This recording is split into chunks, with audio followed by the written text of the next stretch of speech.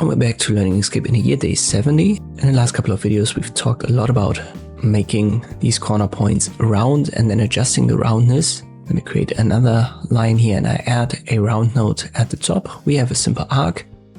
So all of these options were for making it round, but how can we make it straight again?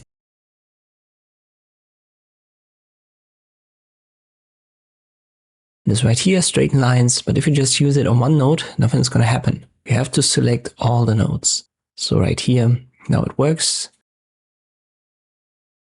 And I can also just select this half of the node and make it straight. The other half will still be rounded. Let me select the right hand side. Once again, you can make it straight. So you have to have at least two nodes selected that are neighboring, so that come after one another. Let me create a curved line here using the pen tool. Something like this. Once again, we have three nodes.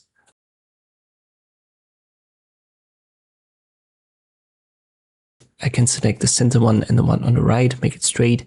And then the one in center and the one on the left, make it straight. And this is how this works. So once more, the options that I've shown you before, right here on the left hand side, they were for making it round.